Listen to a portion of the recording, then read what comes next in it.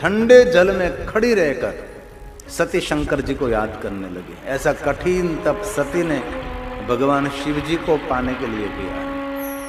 इसलिए माक्षर मास की महिमा है। क्यों महिमा है?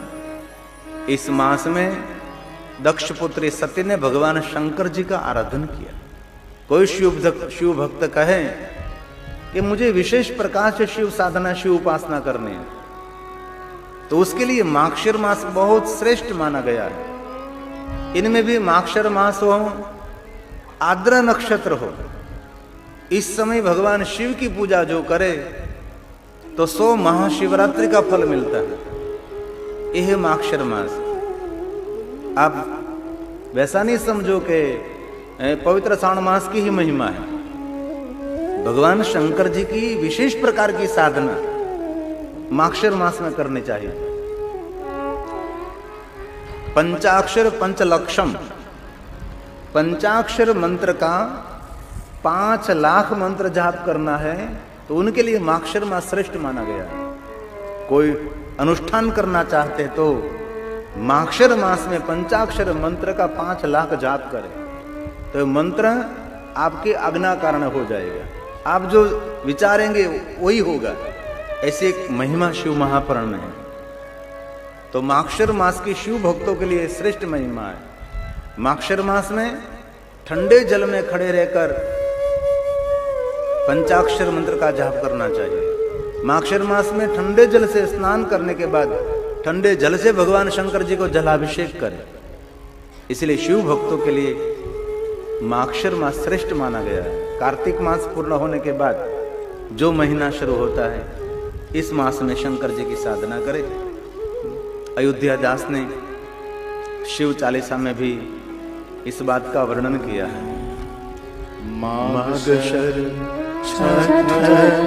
हेमंत, ठंडी की ऋतु माक्षर मास, सवंत 160 सोते 40 शिव पूर्ण कल्याण, पूर्ण कल्याण। अयोध्या दास ने इस माक्षर मास में शिव चालीसा को पूर्ण किया। और जब शिव चालीसा पूर्ण हुआ तो भगवान शंकर जी ने कहा, अयोध्या दास कुछ वरदान मांगो, आप, मैं आपको कुछ देना चाहता हूं।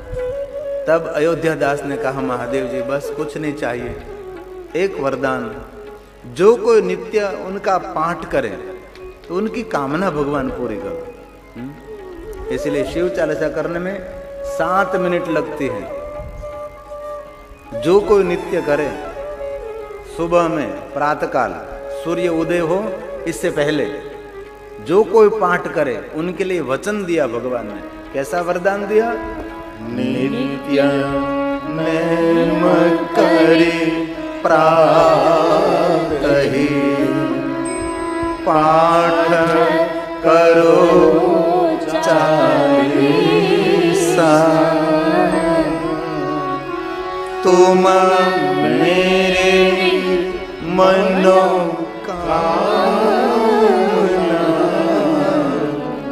पूर्ण करो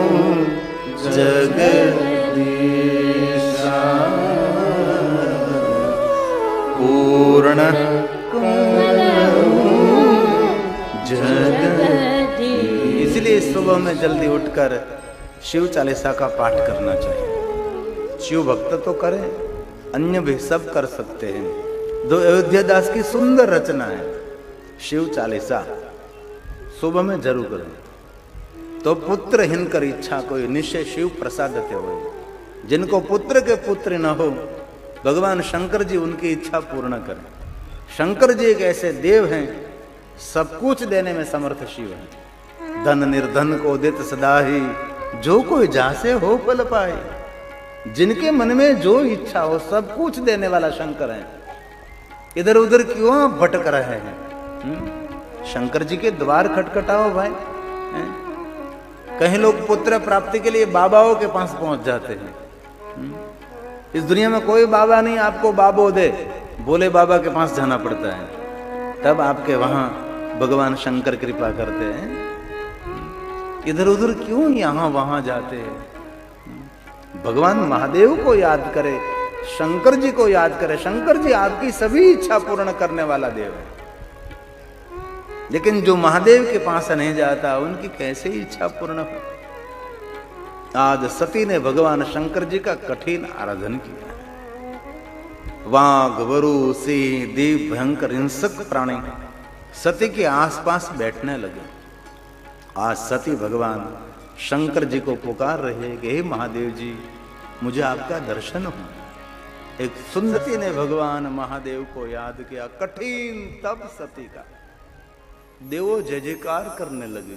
सती धन्य है आप, दक्ष पुत्री सती आपका खूब खूब धन्य है। पूरे लोक में सती का जय जयकार। आकाश में से देव सती की जय जयकार बोलने लगे। तब शिव जी को मालूम हुआ, अरे जय जयकार हो रही है। महादेव ने दूर से देखा, हिमालय पहाड़ों की कंदरा, घनघोर जंगल, इनमें सती भगवान शंकर जी का आराधन कर रहे हैं। महादेव आज कैलाश पहाड़ को छोड़कर हिमालय पहाड़ों की कंदरा में पधारे। दूर से देखा तो हिंसक प्राणियों के बीच इस सती भगवान शंकर जी को याद कर रहे। इस सती का तप देखकर महादेव को हुआ, मैं सती के सामने प्रकट होकर सती को मैं दर्शन दूं और जो वरदान मांगे सभी वरदान आज मैं सती को दूं। तब शंकर जी सती जी को दर्शन करने के लिए सामने पधारे। लेकिन महादेव के मन में हुआ कि थोड़ी परीक्षा करो। भगवान शंकर जी ने एक साधु का रूप लिया, वृद्ध सन्यासी बने। भिक्षान दे। सती ने आवाज सुनी, मन में एक विचार प्रकट हुआ, करे इस घनघोर जंगल में कोई कभी मानव की आवाज मैंने नहीं सुनी, और आज भिक्षा लेने के लिए कौन संत पधारे। नेत्र खोले सती ने देखा तो वृद्ध मूर्ति, कोई दिव्य मूर्ति, कोई साधु महाराज है। भिक्षाम दे। फल लेकर सती दे रही है, स्वीकारो। साधु ये तो जंगल है, यहां तो और कुछ है नहीं, आप फल स्वीकारिए भिक्षा में। साधु ने पूछा आप कौन हैं? ने प्रजेश पुत्री, मेरा नाम सती है, शंकर जी का मैं आराधन कर रही हूं, मैं महादेव जी को याद कर रही हूं। भगवान महादेव को मुझे पति रूप में पाना है, इसलिए शंकर जी को मैं याद कर रही हूं, मैं कठिन तप कर रही हूं। वृद्धमूर्ति साधु बोलने लगे, करें भगवान महादेव के साथ विवाह करना, शिव जी के साथ। आप शंकर जी को जानती हैं? पूर्ण तो कौन जाने, कोई नहीं जानता महात्मा जी। मैं तो आपकी भलाई के लिए कह रहा हूं। भुवन में कितने देव हैं, कितने समर्थ देव हैं, और आप एक जोगी के लिए आप जंगल में तप कर रही हैं। रहने के लिए कोई घर नहीं है, पहनने के लिए कोई वस्त्र नहीं है, सोने चांदी के कोई गहने भी नहीं है, कोई उनका रिश्ता भी किसी के साथ नहीं है, वो तो अकेले हैं। सच कहूं तो उनका कोई माता और पिता भी नहीं है। शंकर तो सही अर्थ में अनाथ है। सती ने कहा हाथ जोड़कर, साधु थोड़ा सा तो ठीक बोले आप। मैं जानती हूं शंकर अनाथ हैं, लेकिन आपको मालूम होना चाहिए ये पूरे विश्व का नाथ है, ये जगत का नाथ है। साहिब सबका बाप है, किसी का बेटा नहीं, न बेटा होकर अवतरे वो हमारा साहिब नहीं, वो किसी का बेटा नहीं है, वो तो सबका पिता है, वो तो जगत रचयिता है। लेकिन आपके प्रवचन से मुझे मालूम हो गया है कि आप भगवान शंकर जी के द्वेषी है, आप शंकर जी का विरोध कर रहे हैं, आप महादेव की निंदा कर रहे हैं। और साधु आप जानते हैं महादेव की निंदा जो करे वो तो नरक का भागी होगा, लेकिन जो सुनते हैं उनके पुण्य का क्षय होगा। आप क्यों शंकर भगवान की निंदा कर रहे हैं? साधु, महादेव की कोई निंदा करे, उनका मुख देखने आ जाए तो भी पवित्रकरण करना पड़ता है, स्नान करना पड़ता है, और आप शिव जी की निंदा कर रहे हैं। आप मौन हो जाए तो भी वृद्ध साधु, वृद्ध मूर्ति, सन्यासी सती के सामने शंकर भगवान की निंदा कर रहे हैं। और कभी महादेव का कोई निंदक हो, उनका मुख नहीं देखना चाहिए। जिस गांव में शिवालय ना हो, इस गांव का कभी पानी नहीं पीना चाहिए। और जिस गांव में शिवालय हो, गांव नहीं, वही तीर्थ है। जिस घर में शिव की पूजा ना हो, इस घर का कभी पानी नहीं पीना चाहिए। और जिन घर में शिव की पूजा हो, घर नहीं, वही तीर्थ है। जिनके मुख में शिव का नाम न हो, उसका मुख भी कभी देखना नहीं चाहिए। शिव प्रधान है, शिव मूल है, शिव हमारा आधार है। बहुत सारे संप्रदाय के लोगों ने बहुत सारे लोगों को शिव जी के विमुख कर दिए। शिव ही हमारा जन्म है, शिव ही हमारा जीवन है, और शिव ही हमारी मृत्यु का आधार, मुक्ति का आधार, मोक्ष का आधार है। जिनके पास भगवान शिव नहीं है, शिव की भक्ति नहीं, उसके पास समझो कुछ भी नहीं है। भुवन के सभी देवताओं ने भगवान शंकर जी को कहा, महादेव सुनो, हम सब आपके भक्त हैं। सभी देवताओं ने कहा, महादेव जीवन पर्यंत हमारी कोई भक्ति करे, लेकिन इस भक्ति का फल हम नहीं दे सकते। जब आपकी भक्ति करेंगे तब हमारी भक्ति का फल मिलेगा। जीवन पर्यंत भुवन के सभी देवी देवताओं की उपासना, साधना, भजन करते रहो, करते रहो, लेकिन भक्ति का, भजन का फल कौन देता है? भगवान शंकर जी देते हैं। कितना ही बड़ा यज्ञ हो, कितना ही महान यज्ञ हो, लेकिन यज्ञ का फल कौन देते हैं? भगवान शिव जी देते हैं। कर्म का फल कौन देते हैं? भगवान शिव देते हैं। देवों ने कहा, महादेव जी सुनो, हमारे भक्त तो हमको बहुत प्रिय लगते हैं। जो हमारी भक्ति करे उन पर हम कृपा दृष्टि निरंतर करते हैं। परंतु महादेव जी आपकी जो भक्ति करते हैं ना, उन पर तो हम अमृत की बारिश करते हैं। शिवेति नाम पीयूष वर्षा धारा परिलुप्ता। जो लुप्त ना हो, जो बंद ना हो, जो खाली ना हो, निरंतर उन पर अमृत की बारिश हम सब करते हैं। जिनके मुख में महादेव जी आपका नाम हो, जो आपका भजन करे, महादेव जी जो आपको याद करे, वो तो हमारे लिए भी प्रणम्य है। ये देवों ने वचन दिया है महादेव जी को। इसलिए दुनिया में कोई भी देवी देवता की उपासना करो, आप कोई भी संप्रदाय में हो, सभी संप्रदाय बाग के सुंदर पुष्प हैं। अलग अलग अलग संप्रदाय, सभी ये बाग के ये सुंदर रंग बेरंगी पुष्प हैं। लेकिन पुष्प का जीवन छोड़ में है, और छोड़ का जीवन मूल में है। शिव हमारा मूल है। मूल का जतन नहीं किया तो छोड़ की कोई सलामती नहीं, और पुष्प की भी कोई सलामती नहीं है। तो पुष्प का आधार मूल है, इसलिए जगत का आधार भगवान शिव है। शिव जगत का मूल है, शिव जगत का प्रारंभ है। इस बात को अकाट्य कोई काट नहीं सकता। इस धरती पर बड़ा दुर्भागी मानुष वही होगा जिनके हृदय में शंकर के प्रति को आदर नहीं है। धरती पर बड़ा दुर्भागी वो होगा जिनके हृदय में महादेव के प्रति कोई भक्ति नहीं है। उनका जन्म लेना व्यर्थ है। बहुत सारे लोग अभी भी वर्तमान युग में भी हैं, शिव जी का नाम नहीं लेते, शिव जी का प्रसाद, अरे शिव भक्त का मुख नहीं देखते। ऐसे बहुत लोग अभी भी जी रहे हैं। सती ने आंख जोड़कर कहा, आप देखने में साधु हैं, लेकिन गणवेश से साधु हैं। आपके प्रवचन से मुझे मालूम हो गया आप गुणवेश से साधु नहीं हैं। ये दुनिया में गणवेश में साधु बहुत हैं, लेकिन गुणवेश में साधु कम मिलते हैं। आपकी बातों से मुझे पता लगता है कि आप भगवान शंकर जी के द्वेषी है, भगवान शंकर के विरोधी है।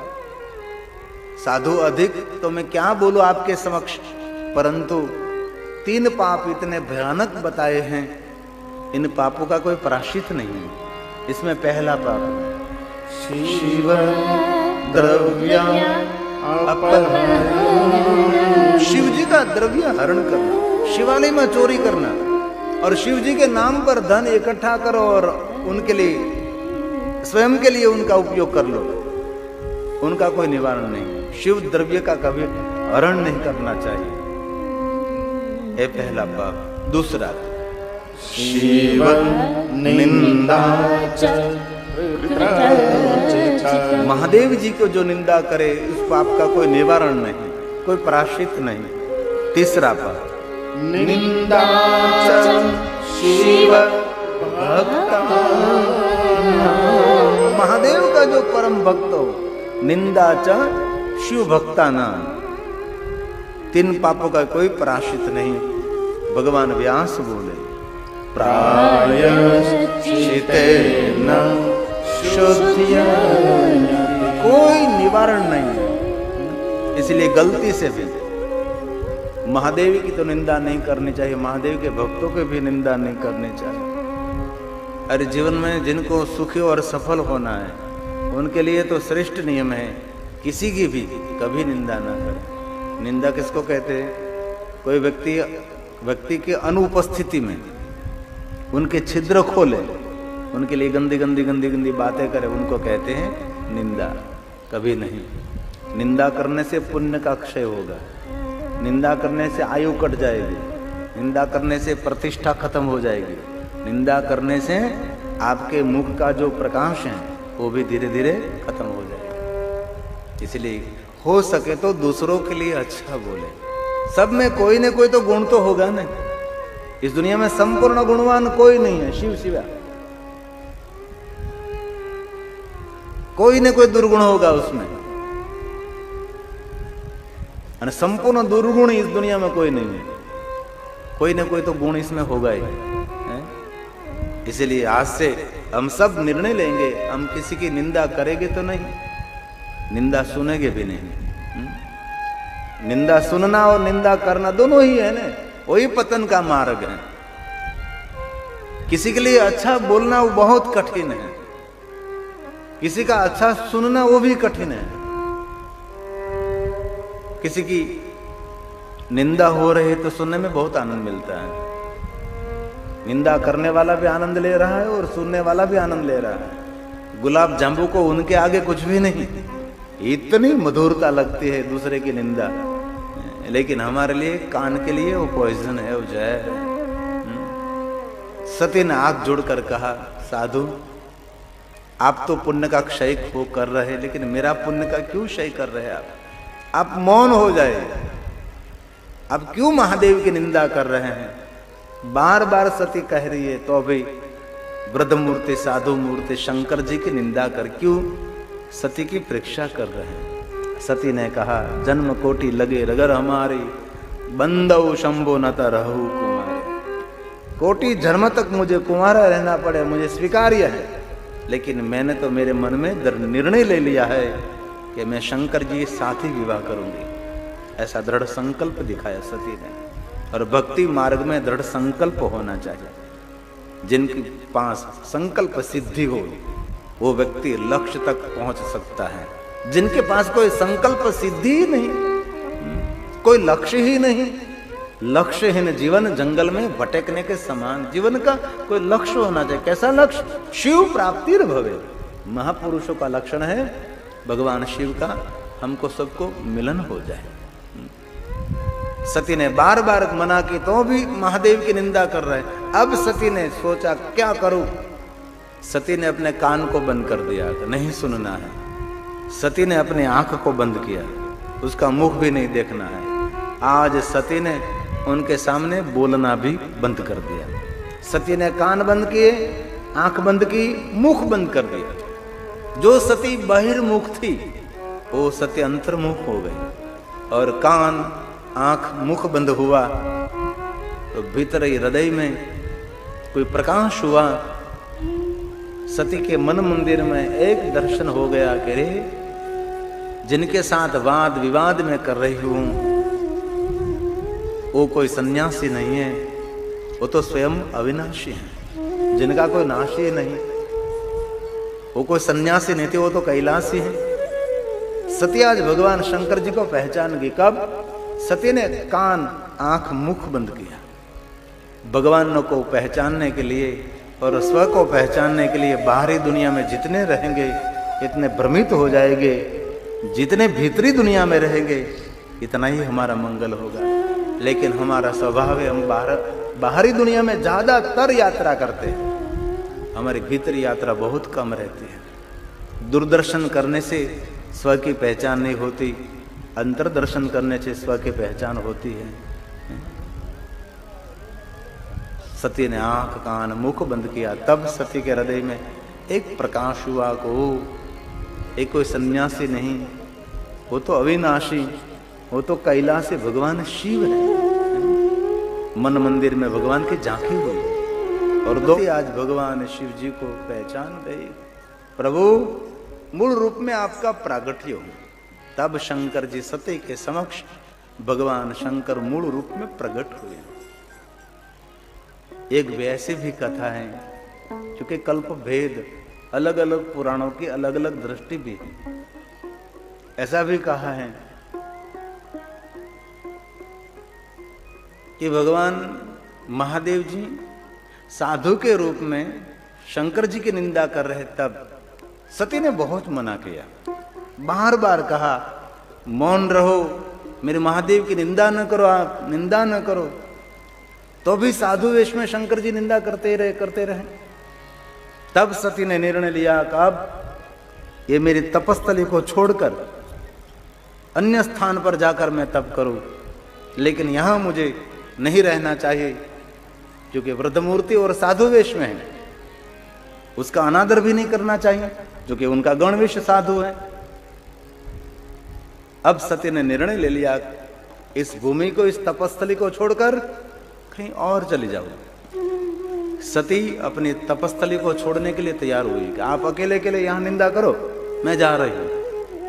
ये सती ने अपने स्थान से एक कदम भरा, दूसरा कदम भरा, तो सती ने जो साड़ी पहने थे उनका एक छेड़ा पल्लव ऐसा खिंचा हुआ देखा, तो सती के मन में हुआ कैसे कोई झांकरे में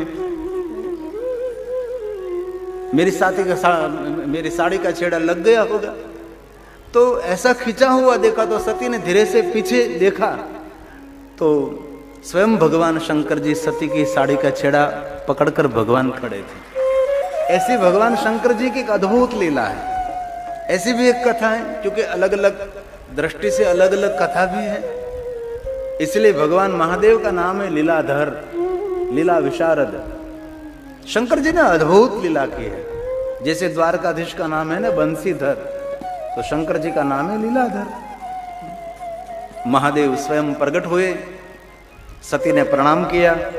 तब शंकर भगवान बोले, सती मांगो वरदान, आपको क्या चाहिए? सती ने कहा, भगवान आप तो सब कुछ जानते हैं, महादेव जी आप मेरे साथ विवाह करो। शंकर जी ने कहा, जो आप कहो वैसा ही होगा। दूसरा वरदान मांगो। सती ने दूसरा वरदान मांगा, कैसे भूतनाथ की तरह नहीं, सुंदर श्रृंगार करके, श्वेतांबर पीतांबर सोना चांदी हीरा मोती मुकुट को धारण करके देवता आपको देखते ही रह जाए, ऐसा सुंदर रूप लेकर मेरे साथ विवाह करो। शंकर जी ने वचन दिया, वरदान दिया। सती आपका तप पूर्ण हुआ है, आप ब्रजेश नगर में पधारो और मैं कैलाश जा रहा हूँ। शिव जी गए कैलाश और सती अपना तप पूर्ण करके ब्रजेश नगर में पधारी। नगर वासियों ने बहुत सुंदर आदर किया, मान सम्मान किया, पूरे नगर ने जय जयकार किया कि सती तप पूर्ण करके पधारी। पूरे नगर में जय जयकार लोग करने गए, सती का बड़ा स्वागत हुआ। और वो सती पिता के वहां गई और माता वीरणी को कहा, मां मैंने बहुत तप किया, शंकर जी ने मुझे दर्शन दिया और भगवान ने मुझे वरदान दिया है कि मेरे साथ विवाह करेंगे। वीरणी ने बहुत प्रसन्नता व्यक्त की, दक्ष के आगे बात कही। दक्ष ने भी बहुत प्रसन्नता व्यक्त की, हमारी पुत्री सती भगवान शंकर के साथ विवाह करेगी। विश्वकर्मा जी को आमंत्रित किया गया, गर्गाचार्य महाराज पधारे, सप्त ऋषि पधारे और नारद जी पधारे। सबने मिलकर सुंदर विवाह पत्रिका तैयार की। सप्त ऋषि गर्गाचार्य महाराज और नारद को साथ में लेकर कैलाश की ओर गए और यहाँ विश्वकर्मा जी को आज्ञा दी गई, पुत्री सती का विवाह, इसीलिए नगर की शोभा में वृद्धि अभिवृद्धि करो। सुंदर द्वार, सुंदर मंडप, सुंदर पंडाल, नगर की सुंदरता में निरंतर वृद्धि करो आप। और विश्वकर्मा जी लगे पूरे नगर को सजाने लगे, बड़े बड़े द्वार खड़े गए, सुंदर व्यवस्था खड़ी करने लगे। विश्वकर्मा जी नगर की सुंदरता में वृद्धि करने लगे। और यहाँ सप्त ऋषि गर्गाचार्य महाराज, नारद सब भगवान शंकर जी के पास पहुंचे। महादेव जी एक पत्थर की शिला पर बाबा प्रसन्न मुख मुद्रा से बैठे हैं। और सप्त ऋषि गर्गाचार्य नारद ने कहा, भगवान आपका विवाह है, विवाह पत्रिका संभालो और विवाह की तैयारी करो। भुवन में सबको, जगत में, विश्व में सबको आमंत्रण भेजे और सब आपके विवाह में पधारे। भगवान करिए तैयारी आप। तब शंकर जी ने कहा, नारद, गर्गाचार्य, सप्त ऋषि, मेरे विवाह की तैयारी कौन करेंगे? न माता, न पिता, न बंधु, कोई नहीं है। आप ज मेरा परिवार है। आप जाओ सर्वलोक में विचरण करो, सबको आमंत्रण निमंत्रण करो। मेरे विवाह में सुंदर तैयार होकर श्रृंगार करके सब पधारे। गर्गाचार्य, सप्त ऋषि सब निकल पड़े। पूरे भुवन, पूरे विश्व में सबको आमंत्रण पत्रिका मिली। सब भगवान शंकर जी के विवाह में कैलाश में पधार रहे हैं। इंद्र जी पधारे इंद्राणी के साथ, ब्रह्मा पधारे ब्रह्माणी के साथ, विष्णु जी आए लक्ष्मी जी के साथ, पूरे देव, नारद आदि मुनि, कुबेर, वरुण, समग्र देवता सब कैलाश में पधारे। ने जय जयकार किया। गर्गाचार्य महाराज ने मंत्र बोलकर वातावरण को दिव्यता प्रदान की। जय जयकार होने लगा। विवाह मंडप में अग्नि को प्रज्वलित किया। अग्नि की उपस्थिति में प्रथम, दूसरा, तीसरा 4 मंगल पूर्ण हुई। और अंत में प्रजेश दक्ष ने उनकी पुत्री सती को शंकर भगवान के साथ विदा दी, देवता विदा दी। और शिव और सती कैलाश द्वार पधारे। कैलाश के द्वार में भगवान शिव और सती दोनों खड़े। कौन स्वागत करे? कोई तो नहीं है, न माता है, न पिता है, कोई परिवार नहीं है, कोई माता पिता नहीं। देखो शंकर जी, शिव और सती दोनों कैलाश के द्वार खड़े हैं, कोई स्वागत करने वाला नहीं।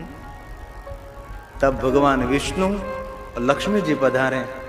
भगवान विष्णु ने, लक्ष्मी ने शिव और सती का सुंदर स्वागत किया। प्रभु पधारे शिवलोक में, सुंदर आसन दिया।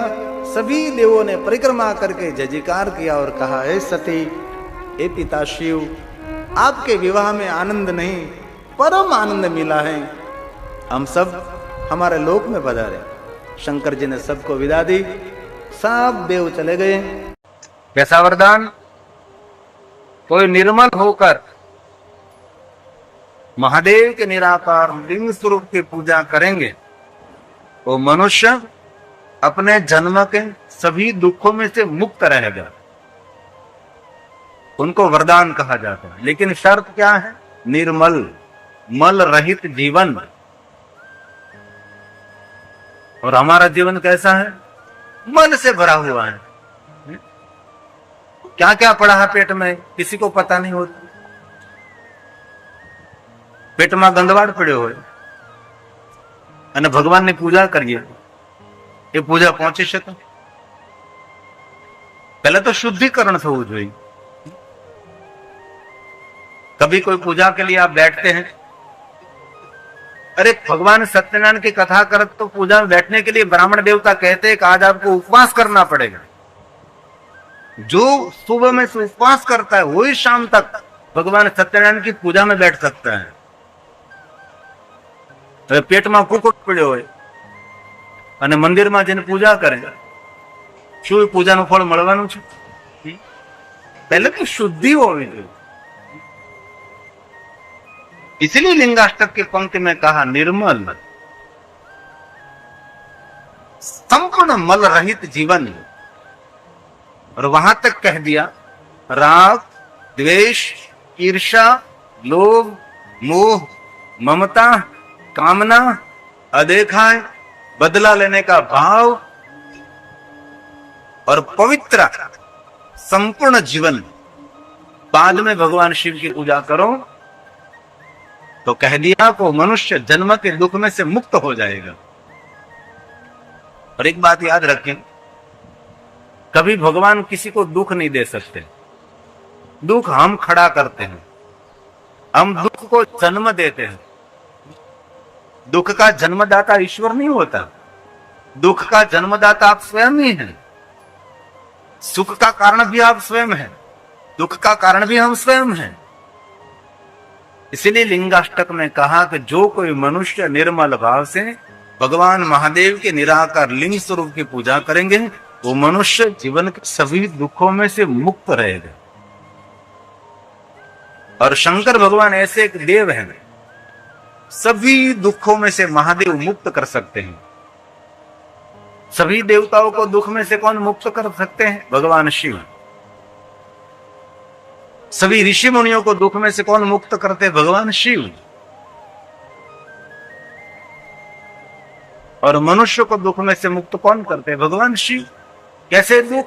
क्योंकि जन्म मृत्यु जरा व्याधि पीड़ितम कर्म बंधन है, सभी दुखों में से भगवान शिव जी मुक्त करते हैं। ये मुक्तिनाथ है, मुक्तेश्वर महादेव है। मुक्ति का अर्थ होता है बंधनों में से छुटकारा। हम मुक्ति शब्द सुनते हैं तो हम क्या सोचते हैं कि मरने के बाद जो गति मिलती है उसको मुक्ति मानते हैं। वो तो पूर्ण विराम है, वो तो खत्म हो गया है। पंचभूतों में पंचभूत मिल गए, वहां कोई मुक्ति मुक्ति कुछ भी नहीं हुआ। शरीर छूट गया, आपको जला दिया, अग्नि में अग्नि मिल गया, जल में जल मिल गया, पृथ्वी में पृथ्वी मिल गया, आकाश में आकाश मिल गया, खत्म। क्या मुक्ति रहे? मुक्ति का अर्थ है बंधन में से छुटकारा, इसको कहते हैं मुक्ति। कर्जे में से मुक्ति, रोग में से मुक्ति, बंधनों में से मुक्ति, शत्रुओं के त्रास में से मुक्ति, राग द्वेष ईर्ष्या से मुक्ति। इस एंगल में मुक्ति शब्द को समझना। और हर व्यक्ति बंधन से मुक्त होना चाहता है, हर व्यक्ति दुखों से मुक्त होना चाहते हैं।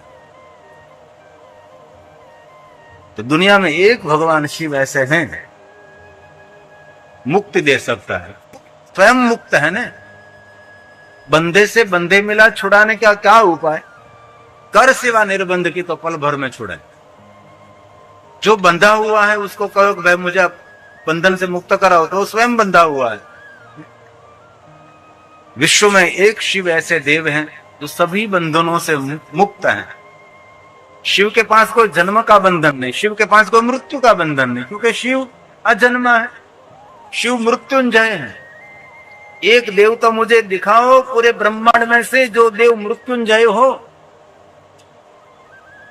एक शिव ऐसा देव है जो मृत्युंजय है। और कोई देव को मृत्युंजय कह सकते हैं आप? कोई नहीं कह सकता। कोई देव को महाकाल कह सकते हैं आप? कोई नहीं कह सकता। मेरे शिव को आप महाकाल कह सकते। क्यों महाकाल? क्योंकि काल वहां स्थगित हो गया, स्तंभित हो गया, स्थिर हो गया, वहां काल नहीं है। शिव की दुनिया में कोई प्रातः काल नहीं, शिव की दुनिया में कोई मध्याह्न काल नहीं, शिव की दुनिया में कोई संध्या काल नहीं है।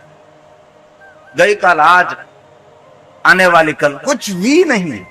जहां कोई भूतकाल नहीं है, जहां कोई वर्तमान काल नहीं, जहां कोई भविष्य काल नहीं है, सभी कालों से पर ये महाकाल, ये शिव है।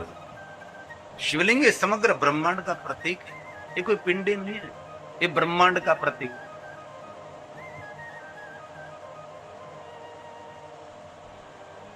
और शिव महापुराण में कहा लिंग प्राधान्य स्थाप्यम, जहां भगवान महादेव का शिवलिंग स्थापित है उसको प्रधान कहा जाता है। बैरम तो गौणतम, बैर का अर्थ होता है मूर्ति, वो गौण है, वो सामान्य माना जाता है।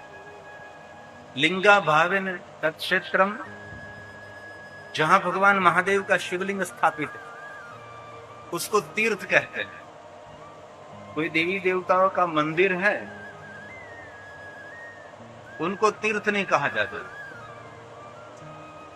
लेकिन जहां भगवान महादेव का शिवलिंग स्थापित है उसको तीर्थ कहा जाता है।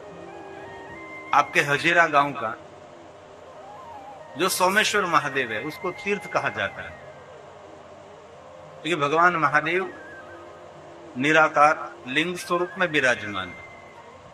इसलिए शिव महापुराण में कहा लिंगा भावेन तत्क्षेत्रम।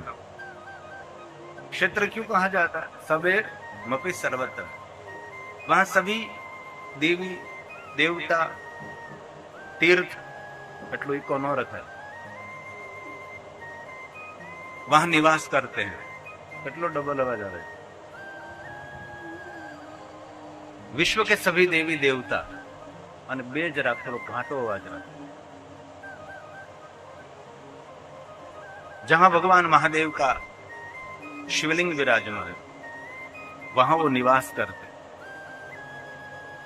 इसलिए कोई मनुष्य भगवान महादेव का निराकार लिंग स्वरूप का पूजन करता है, उस मनुष्य को विश्व के सभी देव देवी ग्रहों नक्षत्र सभी पितृ सबकी पूजा का फल एक शिवलिंग की पूजा से मनुष्य मात्र को प्राप्त होगा। इसलिए याद रखें, मूर्ति पूजा प्रधान नहीं है, शिवलिंग पूजा प्रधान है। इस धरती पर, इस पृथ्वी पर कोई भी देवी देवताओं की मूर्ति की हमने कल्पना नहीं की थी, तब हम निराकार लिंग स्वरूप की पूजा करते थे ना। बाद में मूर्ति की कल्पना की गई है। और एक बात बहुत याद रखिए, हमारी हिंदुओं की सनातनियों की मूर्ति पूजा परंपरा नहीं है। जो हमारी परंपरा मूर्ति पूजा हो तो पूरे भारत में सभी मूर्ति एक समान लगनी चाहिए। मूर्ति मानव के मन की उपज है, जिनको जो ठीक लगे वैसी मूर्ति बना ले। देखो हमारे गुजरातियों की मूर्ति अलग दिखाई देती है, कभी बंगाल में जाना बंगाल की मूर्ति अलग दिखाई देती है, कभी दक्षिण भारत में जाओ आप मूर्ति गणवेश पैरवेश सब कुछ अलग है। क्योंकि जिनको जो ठीक लगे, जिनके मन में जो विचार उत्पन्न हुआ वो मूर्ति बना दी। और जहां देखो वहां मूर्ति मूर्ति मूर्ति मूर्ति मूर्ति मूर्ति मूर्ति।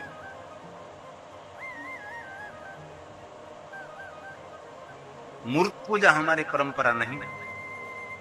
हमारी परंपरा निराकार परंपरा है। निराकार के प्रतीक में हमने भगवान महादेव के लिंग स्वरूप को स्थापित किया। અને संपूर्ण लिंग पूजा का मार्गदर्शन भगवान श्री हरि भगवान विष्णु जी ने किया।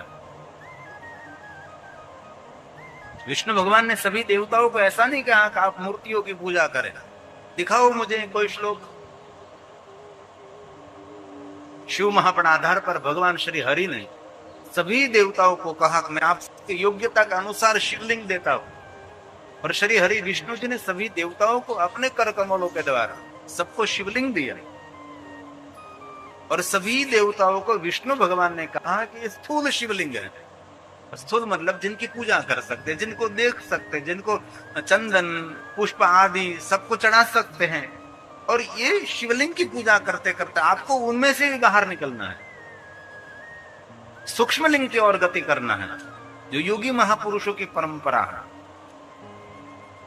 विष्णु ने यह भी नहीं कहा कि जीवन भर ये शिवलिंग की पूजा करते रहो।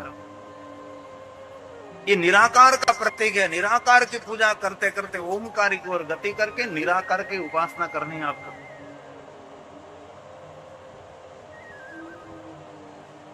लेकिन वर्तमान युग में तो देखे तो एक सनातन કેટલા विभाजन, एक सनातन કેટલે विचारक, एक सनातन कितने संप्रदाय के धर्मगुरु, कितने आचार्य जी, कितने विचारधारा, क्या क्या।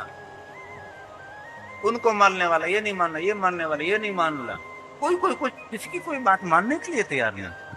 सबकी अलग अलग अलग अलग अलग बात। और बहुत सारे पढ़े लिखे हमारे हिंदुओं के युवक युवतियों भ्रमित हो रहे हैं, हम किसको माने, हम कहां जाए।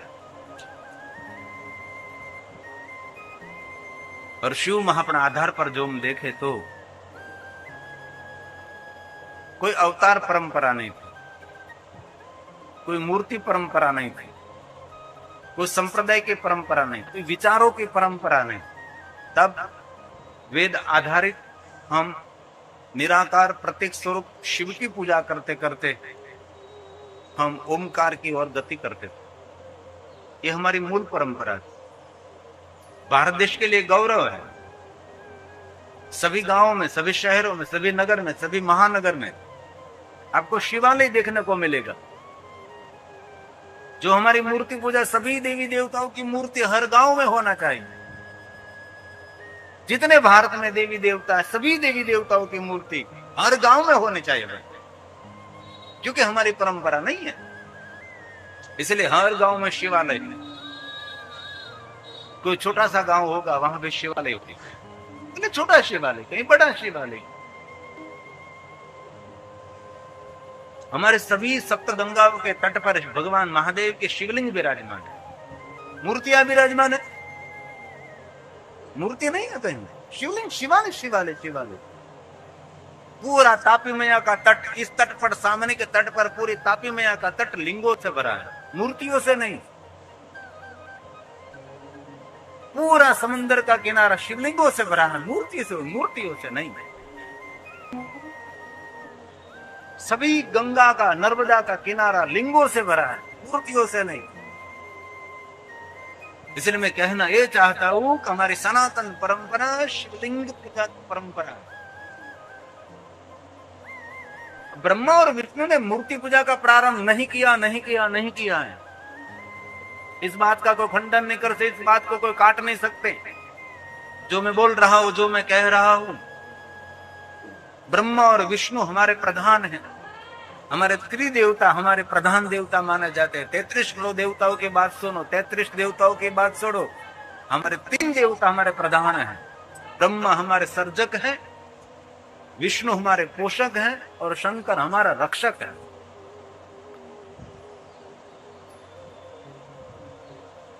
और ये तीनों देवता शिव की चेतना माने जाते हैं।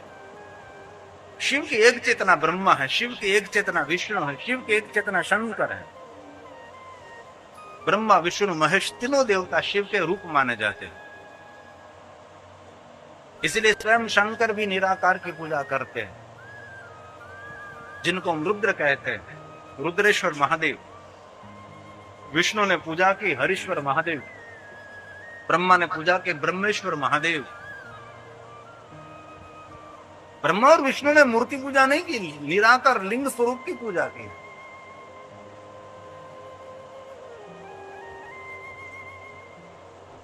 और लिंग पूजा का पहला दिन, जिनको हम शिवरात्रि, महाशिवरात्रि कहते हैं। महाशिवरात्रि भगवान शिव का जन्म दिवस नहीं है। महाशिवरात्रि भगवान शिव जी के विवाह और लग्न का दिन नहीं है। कई लोग तो महाशिवरात्रि का दिन शिव पार्वती के विवाह का दिन मनाते हैं। इतनी मूर्खता, इतनी घटिया मूर्खता।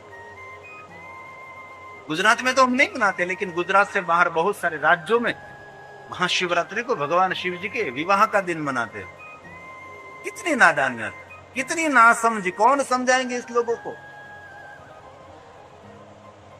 निरंतर आस्था में कथा देने का हमारा हेतु ये है, क्योंकि घर घर, शहर शहर हम नहीं पहुंच सकेंगे। इसलिए आस्था टीवी के माध्यम से हम घर घर तक ये सच्चा संदेश पहुंचाने का प्रयास करते हैं। कभी कल्पना करें, 180 देश की एक राज्य की कल्पना करें, कितने टीवी होते। ये कथा हमारे लाखों लोग नहीं सुनते, ये लोग करोड़ों लोग सुनते हैं। हम करोड़ों लोग तक ये संदेश पहुंचाते हैं। ये हमारा पुरुषार्थ। छोटे से गांव में रहकर देखो, एक छोटा सा हजीरा गांव में रहकर ये संदेश हम 180 देश में यहां बैठकर पहुंचा रहे हैं। ये योगदान कम नहीं है।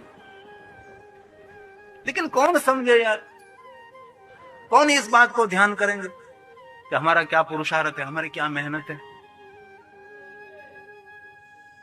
कोई समझने वाला नहीं है, क्योंकि अब आयु कलयुग में गांव गांव, शहर शहर आदि जगत गुरु शंकराचार्य ने 32 साल की उम्र में दक्षिण भारत से निकलकर उत्तर की हिमालय की चोटियों तक पहुंच गए। 8 साल की उम्र में उसने घर छोड़ दिया था शंकराचार्य महाराज ने। 8 साल की उम्र क्या होती है, कुछ भी नहीं होता। 8 साल की उम्र में आदि जगत गुरु शंकराचार्य को पुराण, वेद सब कुछ कंठस्थ थे। वेद की ऋचा बोलते बोलते निकले थे। कब? किस लिए निकले? निकले इसीलिए कि सारा भारत बुद्धम शरणम गच्छम हो गया। बुद्धम शरणम, बुद्धम शरणम, बुद्धम शरणम, जो मिले वो बुद्धम शरणम, जो मिले वो बुद्धम शरणम। क्योंकि इतनी बुद्ध भगवान की विचारधारा प्रबल थी, सब लोग उनको पकड़ रहे थे। क्योंकि मनुष्य है, अनुसरणीय, अनुकरणीय है। जो सुनेगा वही मानेगा, जो सुनेगा वही मानेगा। 10,000 बुद्धों के साथ निकलते थे बुद्ध भगवान, जहां जाते वहां पूरा पूरा वातावरण बदलकर बुद्धम शरणम गच्छामि हो जाते सब लोग। ये पूरा राजा, रजवाड़ा, महाराजा, बड़े बड़े राजा बुद्धम शरणम करने लगे थे। तब शंकराचार्य निकले 8 साल की उम्र में, शिवम शरणम गच्छामि, शिवम शरणम गच्छामि। और आज ये शिव परंपरा जीवंत है, तो यश आदि जगत गुरु शंकराचार्य को जा रहा है। आज हम शिव शिव शिव शिव शिव कर रहे हैं। ये यश किसको? आदि जगत गुरु शंकराचार्य को यश मिलना चाहिए। उसका योगदान है शंकराचार्य महाराज, और ये शंकराचार्य महाराज की परंपरा महम है। मैं कोई बनी बैठा हुआ साधु नहीं है भाई, मुझे कोई काम नहीं था इसलिए मैं बाबा जी बन गया, ऐसा कुछ भी नहीं। हमारी परंपरा शंकराचार्य है। जैसे आप खलासी, जैसे आप टंडेल हैं, जैसे आप आहिर हैं, आप पटेल हैं, तो मैं 10 नाम। आदि जगत गुरु शंकराचार्य हमारी परंपरा है,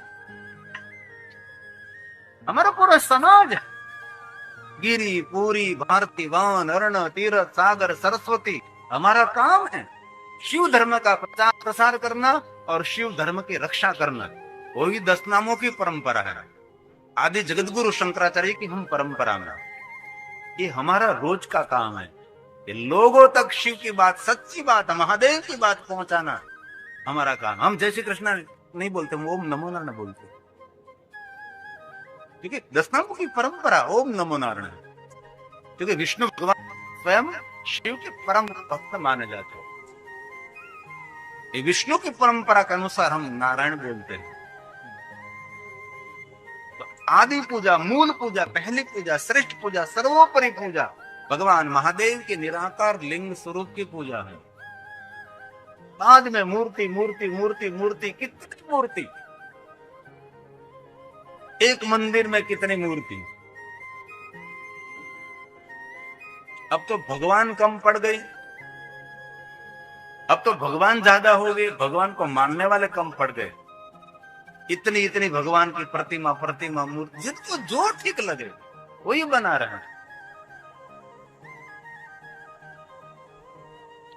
हमारी परंपरा भगवान शिव अष्टभुजा, 8 हाथों वाले माता, 4 4 4, इसलिए अष्टक। तो ये लिंगाष्टक है। लिंगाष्टक की पहली पंक्ति में ये बात कही है कि ब्रह्मा और श्री हरि ने निराकार लिंग स्वरूप की पूजा की। आपको कभी कोई प्रश्न करे कि शिवलिंग की पूजा